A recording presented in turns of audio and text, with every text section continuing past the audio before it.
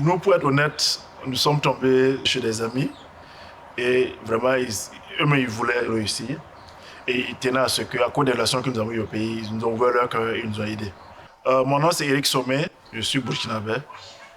Je suis arrivé aux États-Unis le 1er janvier 2007. Je suis venu ici en tant qu'étudiant international. Je travaille pour Washington Metropolitan Area Transit Authority, qui est le système de métro qui couvre DC, Maryland, Virginia. Et mon titre même là-bas, c'est Server Admin, Senior Server Admin. Quand je suis arrivé, l'objectif vraiment c'était les études. Et j'avais déjà commencé dans le domaine de l'informatique depuis le pays, depuis le Ghana. Quand je suis arrivé, il fallait tout reprendre à zéro et il fallait que je l'accepte. Donc j'ai essayé de traduire mes diplômes. L'école n'a pas accepté tout. Ils ont pris peut-être quelques parties. Mais j'ai pris quand même, je pourrais dire 45% de mes trucs. Et il y a des cours qui étaient répétitifs. Mais bon, j'ai seulement accepté qu'il fallait le faire pour ne pas passer dans le découragement et peut-être ne même pas vouloir aller jusqu'au bout. Moi, à mon côté, ce qui m'a vraiment boosté sur le plan professionnel, ce sont les certifications que j'avais. Parce que j'avais fait des certifications au Ghana. Système, j'ai fait des A+, j'ai fait MCSA, MCSI. Donc quand je venais, j'étais déjà certifié sur les produits Microsoft. Le boulot que je fais, j'ai commencé en tant que consultant. Et ils m'ont fait venir pour travailler sur un système Endpoint Management, Endpoint Security System. C'est un système qui a une visibilité sur tous les systèmes dans l'entreprise. Et ça nous permet vraiment de pouvoir contrôler un certain nombre de choses et de sécuriser le système. Donc quand je suis arrivé comme consultant, mon titre c'était Compliance Engineer. Et après ils m'ont proposé de rentrer en tant que full-time au niveau de la société. Ils m'ont donné un titre, mais je continue de faire le boulot que j'ai fait quand j'étais consultant. Bon, bien sûr ça va avec le salaire, mais le titre n'est pas forcément ce que je fais. Quand j'ai fini mon bachelor, avec le OPT, j'ai eu une offre d'emploi en tant que consultant pour IBM, International Business Machine. C'était dans un autre état, dans Iowa. Donc je suis arrivé là-bas en tant que système ingénieur et vraiment j'ai appris à toucher aux vraies machines, à comprendre comment le travail se passe parce qu'ils ont pris le temps de nous former pour qu'on puisse pouvoir faire le travail comme eux ils le veulent. Chaque entreprise a sa façon de faire les choses. Donc vraiment ça m'a donné une fondation vraiment. Quand je suis rentré, je savais que c'était ma première expérience vraiment professionnelle. Donc je me suis vraiment donné à 100%. Et c'était le travail à tout moment. Donc après le boulot, dès que je rentre, c'est la lecture, c'est vraiment continuous studies. Donc j'étais vraiment dedans à fond et ça m'a vraiment permis de catch up vite. Parce qu'ils m'ont recruté comme quelqu'un qui avait un niveau que j'avais, mais bon, comme je venais d'arriver, il fallait que vraiment je puisse pouvoir montrer vraiment que je pouvais le faire. Donc je me suis donné à fond. Donc j'ai consulté pendant 2 ans. Et après IBM, je suis venu, j'ai travaillé pour une université catholique ici en Virginie. J'ai consulté pour eux aussi pour les aider à sécuriser un peu leur système.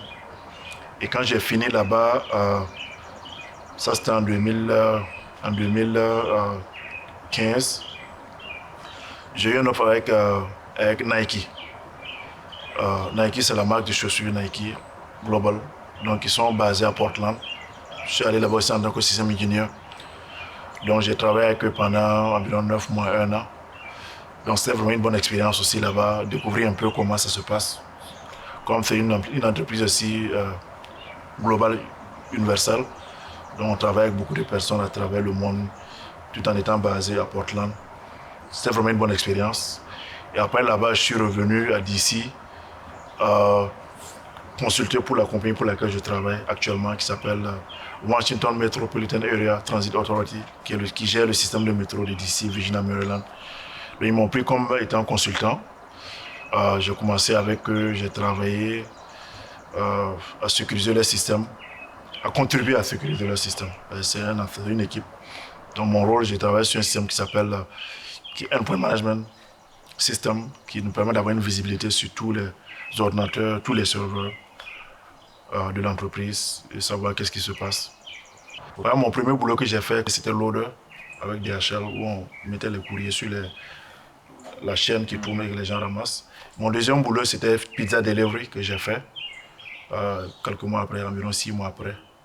Donc ça me permettait de payer mes études comme je pouvais. Et après pizza delivery, j'ai fait le taxi aussi. J'ai fait le taxi pendant une année. Et pendant que je faisais le taxi, avant que je ne fasse le taxi, quand j'ai fait mon pizza delivery, j'ai travaillé avec une compagnie qui était dans le transport. Donc ce qu'ils font, c'est de prendre les gens. C'est un peu comme du taxi, mais médical. Donc nous prenons les gens, ça peut être des handicapés avec leur wheelchair, ça peut être des personnes bien portantes. Donc toute personne qui a un appointment avec un médecin et qui est dans le système du gouvernement, donc il y avait un broker et nous, la compagnie en question avec ces contrats-là, nous allons au compte de la compagnie, nous prenons ces personnes, nous allons envoyer leur appointment, nous allons les chercher, nous allons venir avec eux. Donc pendant que je faisais mon pizza delivery, cette opportunité s'est offerte à moi. Donc j'ai fait ce travail-là. Mais avant de faire ce travail, quand je faisais mon pizza delivery, j'ai fait un peu du security, building security. Tant que c'est du travail, que ça paye, que ça tombe dans mon schedule, que je peux faire, c'était bon. Moi, ça consolidait mon envie de vouloir faire plus, mieux faire.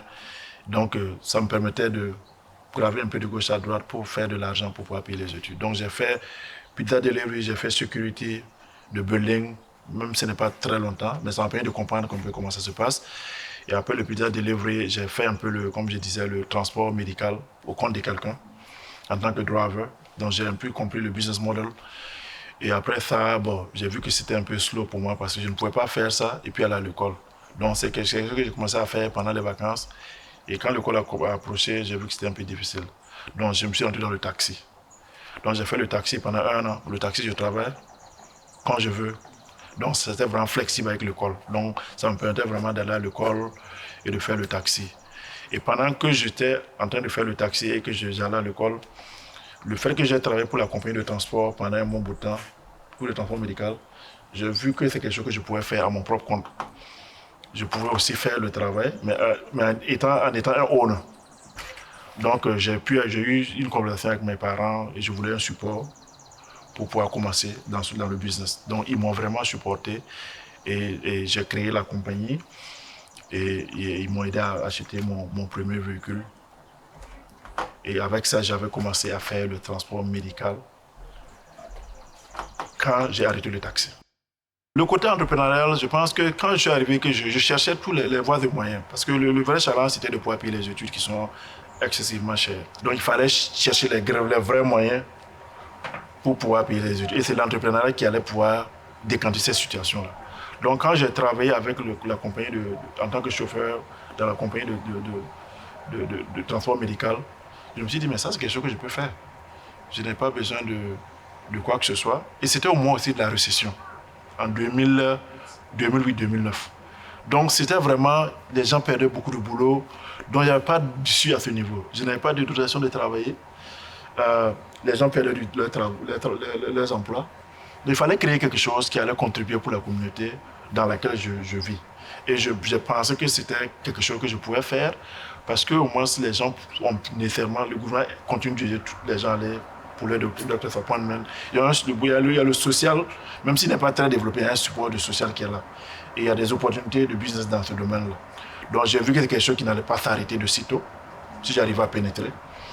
Donc j'ai décidé vraiment d'aller dans ça pour pouvoir, d'abord pour aider la communauté dans laquelle je suis. Et je voyais le côté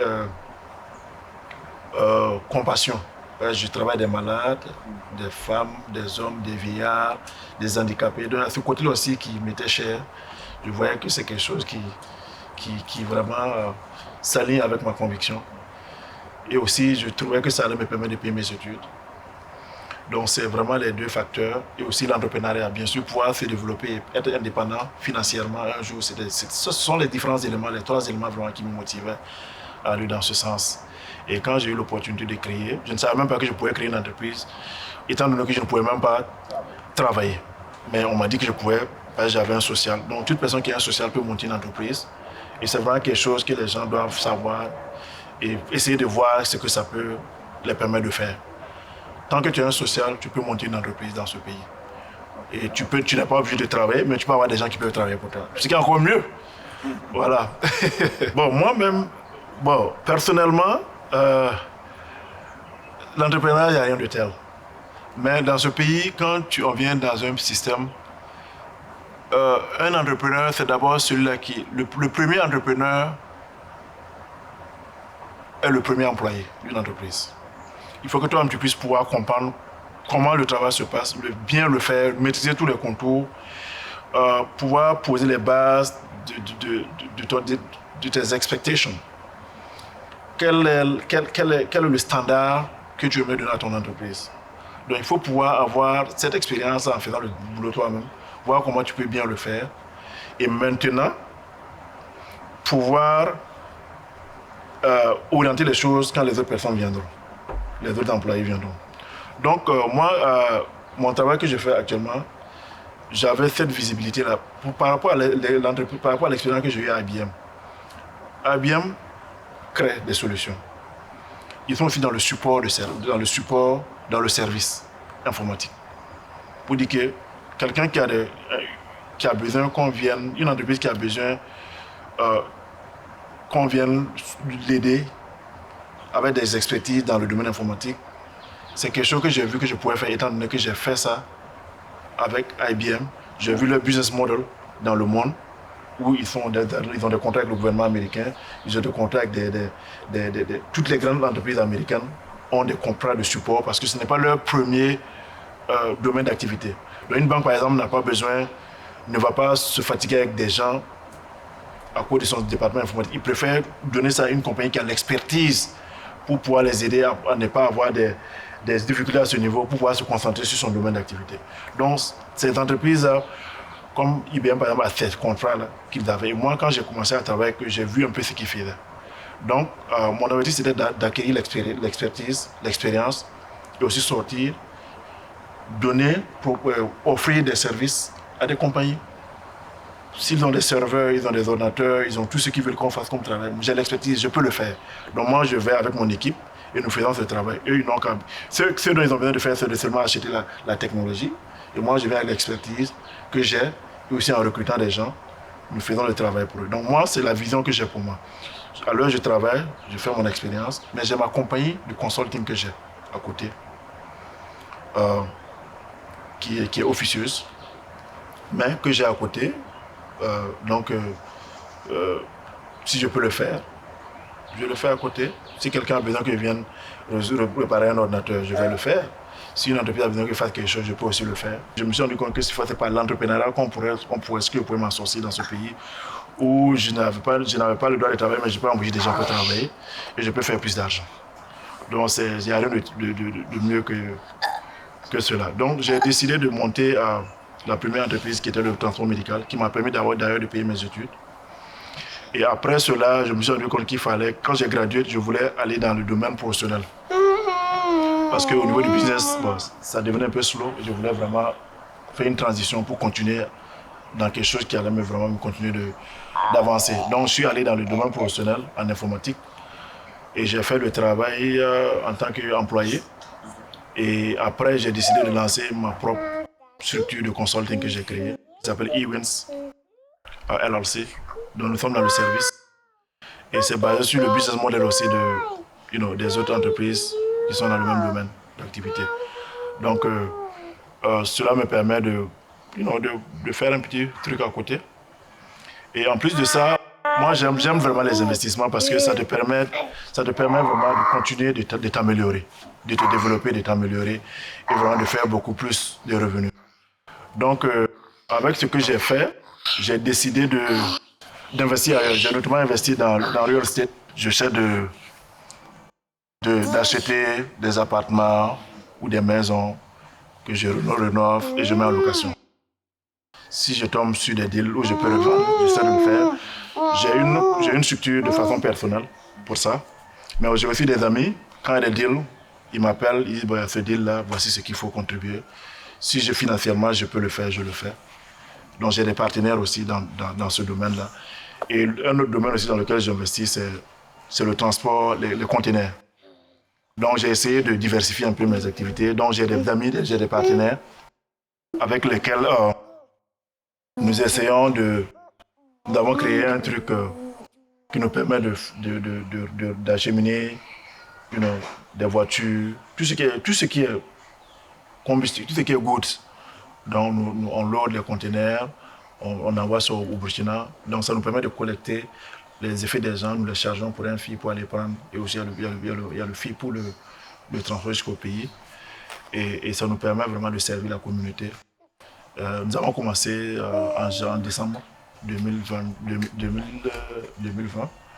Donc c'est vraiment actif, this is the next venture in which I'm involved with partners pour essayer de contribuer aussi pour la communauté et essayer de créer un peu aussi un peu de la compétition dans la zone ici.